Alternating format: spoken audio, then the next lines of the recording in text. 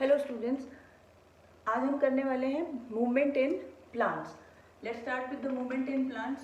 अब प्लांट्स में मूवमेंट होता है या नहीं होता है, ये भी एक बहुत बड़ी डिस्कशन का टॉपिक है। एक्चुअली प्लांट में मूवमेंट होता है बट लोकोमोशन नहीं होता है। तो plant move when they are fixed to their position, but they do not move from one place to another. And there are many reasons why they are fixed to the position, because the first thing is that they don't require to find food. The food is prepared inside them by the help of photosynthesis, so they do not need to move from one place to another. That is the main reason. So if they do the movement, then what are the different types of movement done by the plant? Let's learn that. In biology, there are two different types of movement done by the plants. One is, we called it a nastic movement, and the other one is called a tropic movement. Actually tropic movement हमारे syllabus में बहुत detail में बताया गया है, इसके types भी बताए गए हैं। नास्टिक मूवमेंट को हम बहुत ज़्यादा वैल्यू नहीं दे रहे हैं। Now what is the nastic and tropic? Let's discuss the tropic movement first. पहले tropic movement समझते हैं। Tropic movement is the movement done by the plant, or you can say it's a directional movement done by the plant in response to certain stimulus. जब पौधे को कुछ stimulus मिलते हैं, उसके रिस्पॉन्स में की जाने वाली डायरेक्शनल मूवमेंट को हम ट्रॉपिक मूवमेंट कहते हैं, और it is a growth movement. ये एक पौधे में ग्रोथ मूवमेंट के तौर पे मानी जाती है कि अगर ट्रॉपिक मूवमेंट होगा तो पौधा ग्रो करेगा। Now why we are putting this special word, this is directional movement, because in this the direction of the stimulus matters a lot. इसमें अगर जिस तरफ से स्टिमुलस आ रहा है, पौधे का मूवमेंट उसी स्टिमुलस की तरफ या उसी स्टिमुलस से दूर हो रहा है, उस तरह की मूवमेंट को हम ट्रॉपिक मूवमेंट कहते हैं। तो अभी ट्रॉपिक मूवमेंट को डिस्कस करते हैं, बाद में नेस्टिक मूवमेंट के बारे में बात करेंगे। अभी ट्रॉपिक मूवमेंट की स्टिमुलस की डायरेक्शन के बेसिस पे इसे हम दो तरीके का मानते हैं। ट्रॉपिक मूवमेंट में वन इज पॉजिटिव ट्रॉपिज्म और दूसरा होता है नेगेटिव ट्रॉपिज्म। ठीक है, अब पॉजिटिव ट्रॉपिज्म क्या होता है? जब पौधे का मूवमेंट स्टिमुलस की डायरेक्शन में हो रहा है, plant moving towards the stimulus, और negative movement is plant moving opposite to the direction of stimulus, तो हम उसको नेगेटिव ट्रॉपिज्म कहते हैं। ठीक, तो पॉजिटिव ट्रॉपिज्म और नेगेटिव ट्रॉपिज्म दो तरह के ट्रॉपिज्म होते हैं। तो अब स्टिमुलस के बेसिस पे तो एक और बात आती है, types of tropism on the basis of stimulus. Tropism की टाइप्स स्टिमुलस के बेसिस पे। तो पौधे के लिए पहली बात तो ये समझा जाए कि स्टिमुलस कितनी तरह के होते हैं। पौधे के लिए जो स्टिमुलस होंगे वो कितनी तरह के होते हैं। जैसे ह्यूमन के पास बहुत सारे स्टिमुलस होते हैं। ह्यूमन को दुख होता है, खुशी होती है, उसे आप कुछ गर्म टच करोगे तो उसके लिए वो स्टिमुलस हो जाएगा। उसके सामने कोई एनिमल आ जाएगा जिससे उसे डर लगता है तो वो उसके लिए स्टिमुलस बन जाएगा। तो हमारे पास तो हमारी फीलिंग्स में बहुत सारे स्टिमुलस हमें एग्जैजरेट करते हैं फीलिंग को, लेकिन प्लांट के लिए ये सब चीज़ें मैटर नहीं करती। उसके लिए कुछ मटीरियलिस्टिक चीज़ें, कुछ चीज़ें हैं जो उसको स्टिमुलस की तरह इफेक्ट करेंगी।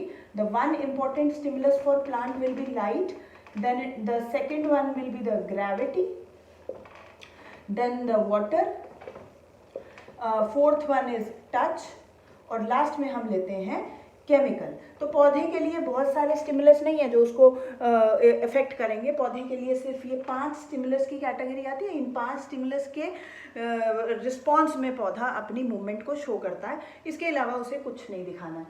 तो स्टिमुलस अगर ये होंगे तो उसके बेसिस पे पौधे में जो ट्रॉपिज्म आएगा उन्हें हम क्या कहेंगे। तो let's start, will rub this and then will do it again. Positive negative के बारे में फिर से बात करेंगे। लाइट की वजह से अगर प्लांट में कोई डायरेक्शनल मूवमेंट होता है, यानी कि उसमें कोई ट्रॉपिज्म होता है, तो हम उस ट्रॉपिज्म को बोलेंगे फोटोट्रॉपिज्म, राइट। अगर उसकी में ग्रेविटी की वजह से कोई मूवमेंट, प्लांट का पार्ट, कोई भी प्लांट का पार्ट अगर ग्रेविटी की वजह से कोई मूवमेंट शो कर रहा है, उसे हम जियोट्रॉपिज्म बोलते हैं। अगर वो वाटर की वजह से कोई मूवमेंट शो कर रहा है तो हाइड्रोट्रॉपिज्म कहलाएगा। टच की वजह से है तो वो थिग्मोट्रॉपिज्म कहलाएगा, क्योंकि टच वर्ड को थिग्मो से हम रिलेट करते हैं। केमिकल की वजह से है तो वो कीमोट्रॉपिज्म कहलाएगा। तो हमारे पास अब 5 स्टिमुलस के 5 ट्रॉपिज्म आ गए, जो कि सिर्फ और सिर्फ प्लांट्स में मिलेंगे, और ये मूवमेंट पौधों में मिलती है, एनिमल्स में नहीं मिलेगी। अब हमने ट्रॉपिक मूवमेंट जब किया था तो हमने किया पॉजिटिव और नेगेटिव ट्रॉपिज्म भी होता है, कि अगर स्टिमुलस की तरफ पौधा ग्रो करे तो वो पॉजिटिव, दूसरी तरफ तो नेगेटिव। तो ऑब्वियसली फोटोट्रॉपिज्म में भी पॉजिटिव और नेगेटिव ट्रॉपिज्म होता है, और जियो में भी, हाइड्रो में भी, थिग्मो में, कीमो में, सब में होगा। तो will write the two, it could be a positive phototropism मिलेगा आपको।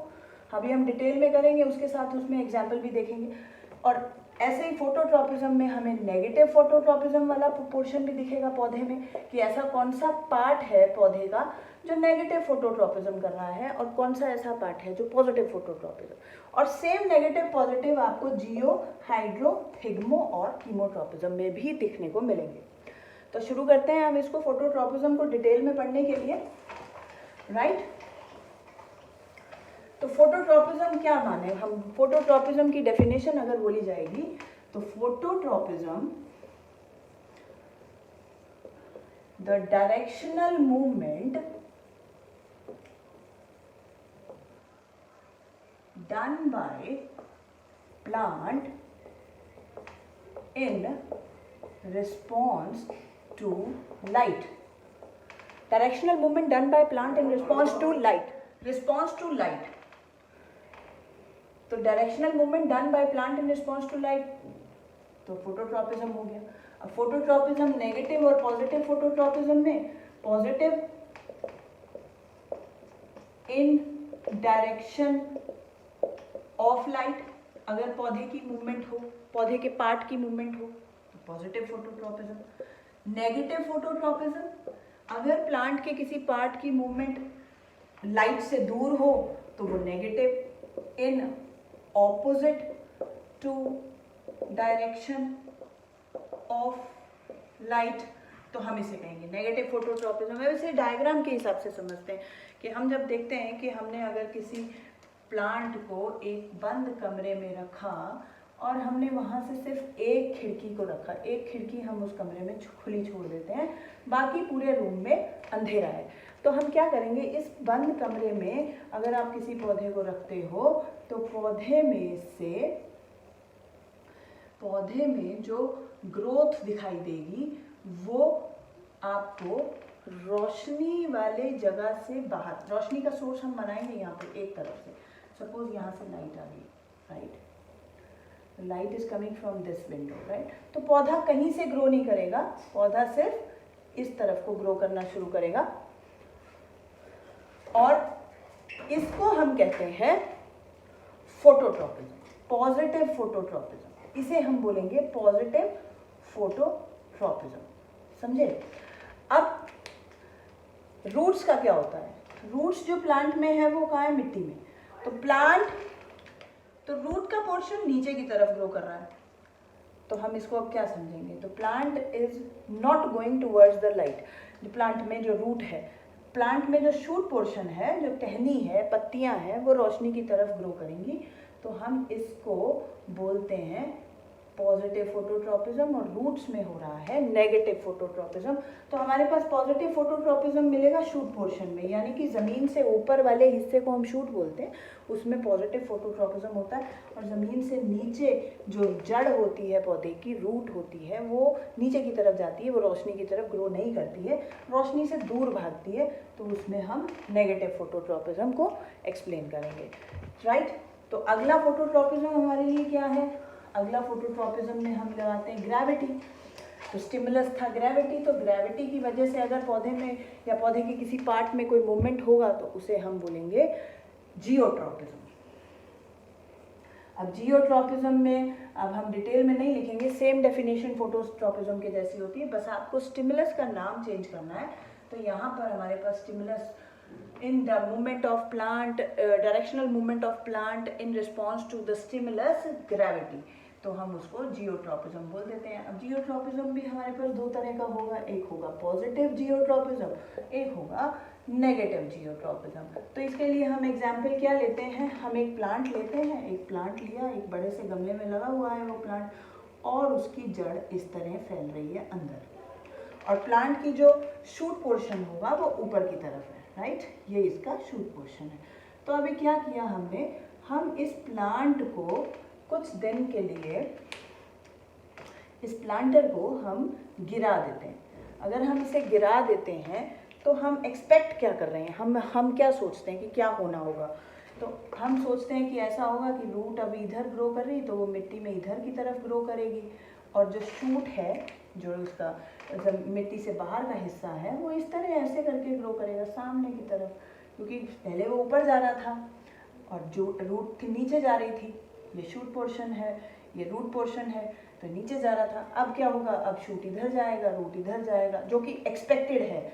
होगा ऐसा या नहीं होगा, ऐसा नहीं होगा, ये बिल्कुल गलत है, क्योंकि जब भी आप उस प्लांटर को गिरा दोगे तो एक्सपेक्टेड जो होता है वैसा नहीं है। रूट हमेशा फिर से नीचे की तरफ ही ग्रो करने लगेगी, इस तरह ग्रो करेगी। तो जब रूट नीचे की तरफ ग्रो करेगी, रूट फिर से नीचे ही ग्रो करेगी, और जो ये शूट है ये फिर से घूमकर ऊपर की तरफ जाने की कोशिश करेगी, क्योंकि उसको फोटोट्रॉपिज्म करना है। उसमें फोटोट्रॉपिज्म, रूट की टहनियाँ ऊपर की तरफ निकलेंगी।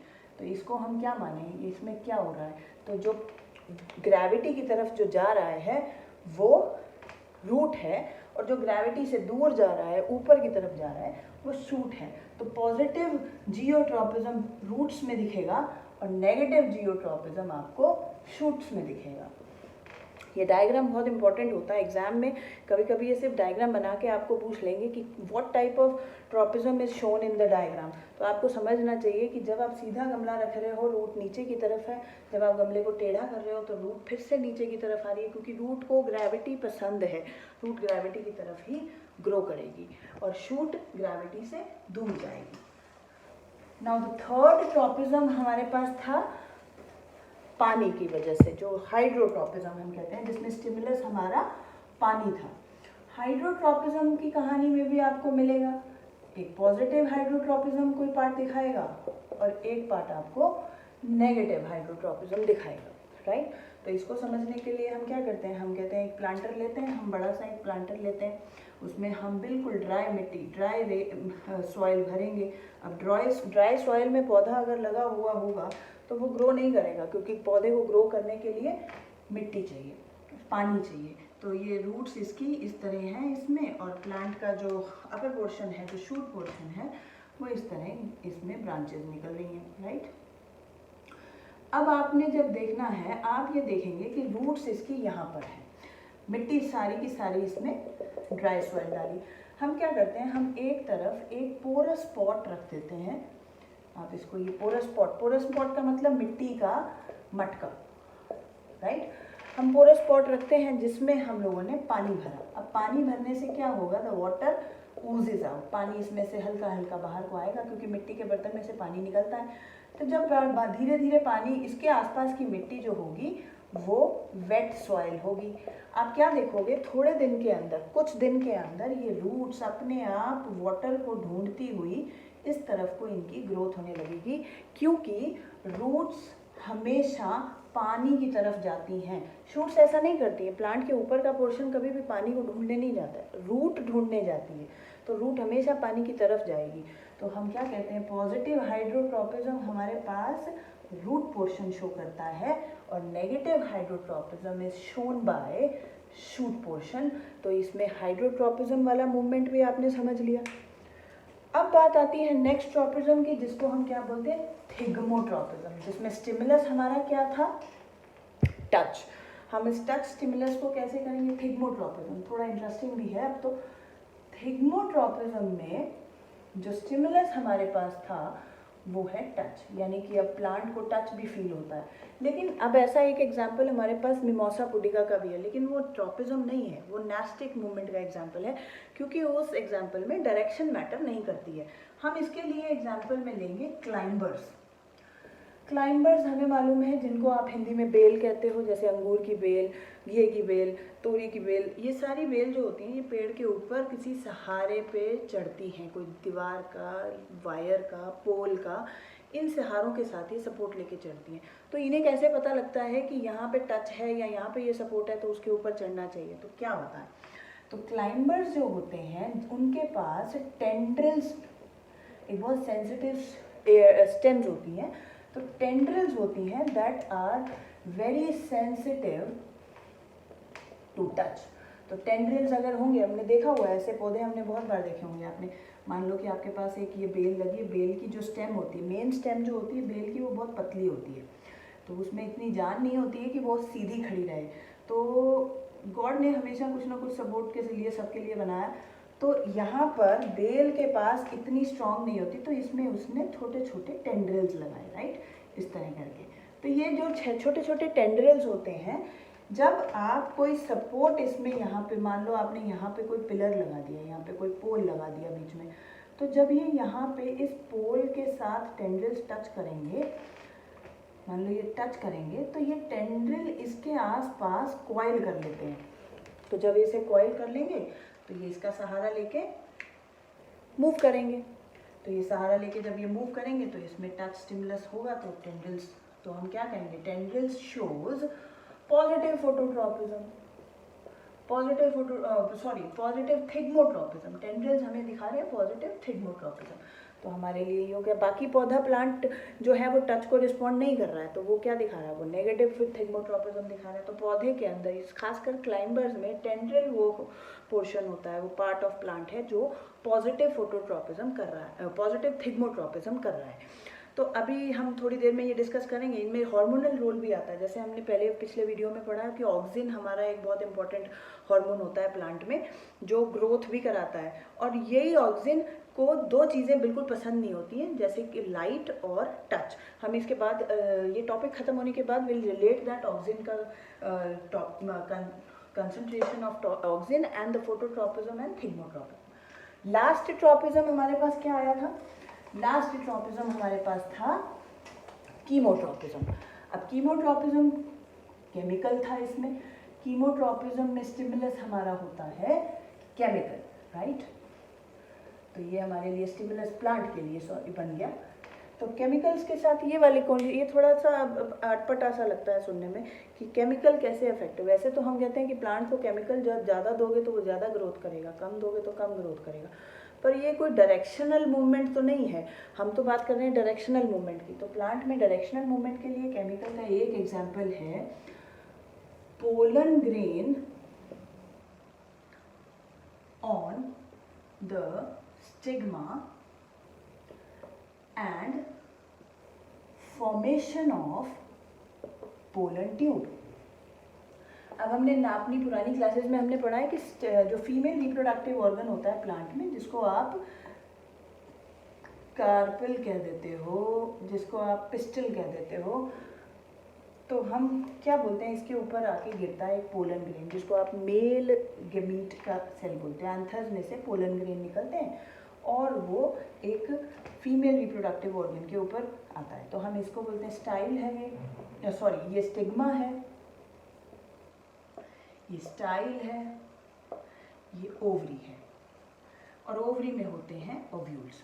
अब ये जो पोलन ग्रेन है किसी भी पौधे का, हमने पढ़ा हुआ है पॉलिनेशन कैसे होती है, हवा से होती है, पानी से, इंसेक्ट से। तो ये पोलिनेशन के थ्रू पोलन ग्रेन किसी भी पौधे का आके किसी भी पौधे के स्टिग्मा पे गिर जाता है। तो ये पोलन ग्रेन्स को कैसे पता लगता है कि ये जो फीमेल रिप्रोडक्टिव ऑर्गन है ये मेरी ही स्पीशीज़ का है या मुझे इसके अंदर पोलन ट्यूब बनानी है। अब ऐसा नहीं हो सकता है कि ये इनको मालूम रहता है। तो एक्चुअली अगर सनफ्लावर का पोलन ग्रेन गिर गया रोज़ प्लांट के ऊपर तो क्या फर्टिलाइजेशन हो जाएगी? बड़ी सोचने की बात है। तो नहीं होती है, ऐसा होता नहीं है। नहीं तो इस तरह तो हमारे पास बहुत वैरायटी के फ्लावर बनेंगे। तो ऐसा क्यों नहीं होता है?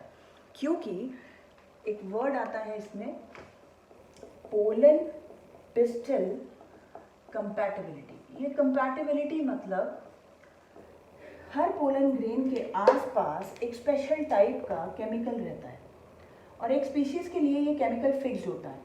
तो ये केमिकल जब अपनी स्पीशीज़ के केमिकल, स्टिग्मा के केमिकल से जब मैच करता है, तो जब ये मैचिंग हो जाता है तभी पोलन ट्यूब बननी शुरू होती है, तभी पोलन ट्यूब अंदर की तरफ बननी शुरू होगी।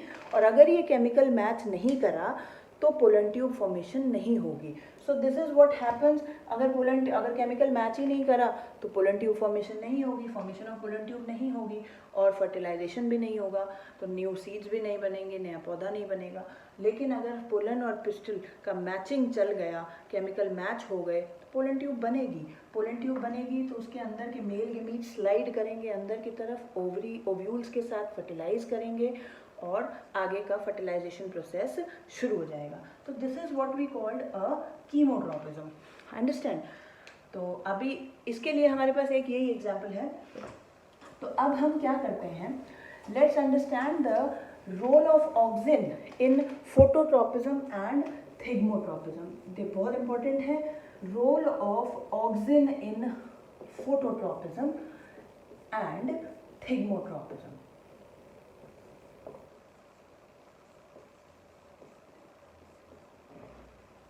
देखिए, हमने एक स्टेम बनाया और स्टेम को एक साइड से लाइट दे रहे हैं। तो हमें फोटोट्रॉपिज्म में सिखाया गया है कि जो शूट पोर्शन होता है प्लांट का, वो फोटोट्रॉपिज्म, पॉजिटिव फोटोट्रॉपिज्म करता है, मतलब कि एक्सपेक्टेड ग्रोथ इधर को होनी चाहिए। लेकिन क्यों होती है ऐसी ग्रोथ? लाइट अगर यहाँ से फॉल करेगी, लाइट अगर यहाँ से फॉल करेगी तो ऑक्सिन का कंसंट्रेशन यहाँ, this high concentration of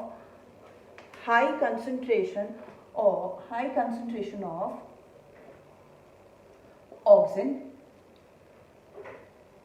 is opposite part of light। तो जहाँ से लाइट आ रही है उसके ऑपोजिट आपको कंसंट्रेशन ऑफ ऑक्सिन ज़्यादा मिलेगा। अब यहाँ पे ऑक्सिन ज़्यादा होगा तो सेल डिवीजन भी ज़्यादा होगा, सेल इलोंगेशन भी ज़्यादा होगा, तो प्लांट की ग्रोथ यहाँ से ज़्यादा हो जाएगी, यहाँ से ज़्यादा होगी, यहाँ से कम होगी। तो प्लांट इस तरह करके रोशनी की तरफ बेंड करेगा। ठीक, तो हम इसको क्या बोलते हैं, role of auxin in the phototropism. Phototropism करने में ऑक्सिन का रोल इसलिए इंपॉर्टेंट है क्योंकि जहाँ से रोशनी आएगी ऑक्सिन उसके ऑपोजिट रहेगा। ऑक्सिन को लाइट पसंद नहीं है, लाइट के ऑपोजिट रहेगा तो ग्रोथ भी करेगा, और ऑपोजिट साइड में ग्रोथ होगी तो पौधा लाइट की तरफ बेंड करेगा और ऑक्सिन की वजह से वो दिखाएगा फोटोट्रॉपिज्म। राइट, अब हमारे पास आता है role of auxin in thigmotropism. अब थिग्मोट्रॉपिज्म में हम क्या करते हैं, हमने कहा ये पोल है, इस पोल के साथ बहुत सारे टेंड्रिल्स लगे रहेंगे प्लांट के। अब इस प्लांट में बहुत सारे टेंड्रिल्स लगे होंगे और टेंड्रिल्स को टच मिलता है तो बहुत सारे टेंड्रिल्स इसको कॉइल करेंगे। राइट, तो ये जो टेंड्रिल्स इसको कॉइल करेंगे, तो टेंड्रिल्स में क्या होता है, मान लो कि हमारे पास एक, हम इसको बड़ा कर लेते हैं, तो हमारे पास ये एक टेंड्रिल है। अब टेंड्रिल को हम टच स्टिमुलस दे रहे हैं, सपोज ये पिलर है, टच दे रहे हैं, तो हमने क्या किया, ऑक्सिन को टच स्टिमुलस भी पसंद नहीं है, तो जैसे यहाँ पे इसको टच मिलेगा ऑक्सिन का कंसंट्रेशन इस एरिया में बढ़ जाएगा, पीछे की तरफ बढ़ जाएगा। तो जहाँ से टच मिल रहा है, अगर हम ये टच ऑफ पोल लगा दें तो यहाँ पे ऑक्सिन का कंसंट्रेशन बढ़ जाएगा। ऑक्सिन का कंसंट्रेशन यहाँ बढ़ेगा तो ग्रोथ उसकी इस तरफ को होगी, तो ग्रोथ इस तरफ होगी तो वो और अच्छे से उसे कॉइल कर लेगा। इस तरह क्या होगा, तो ग्रोथ टेंड्रिल्स का और सपोर्ट की तरफ कॉइल शुरू हो जाएगा, जिससे कि वो उसे और टाइटली पड़ेगा and the plant will grow with that support. तो इस तरह होता है ऑक्सिन का रोल फोटोट्रॉपिज्म के लिए भी और थिग्मोट्रॉपिज्म। बहुत इंपॉर्टेंट क्वेश्चन की फॉर्म में ये पेपर में आता है कि what is the role of auxin in the phototropism and in the thigmotropism. I hope you all understand it well, so see you soon again.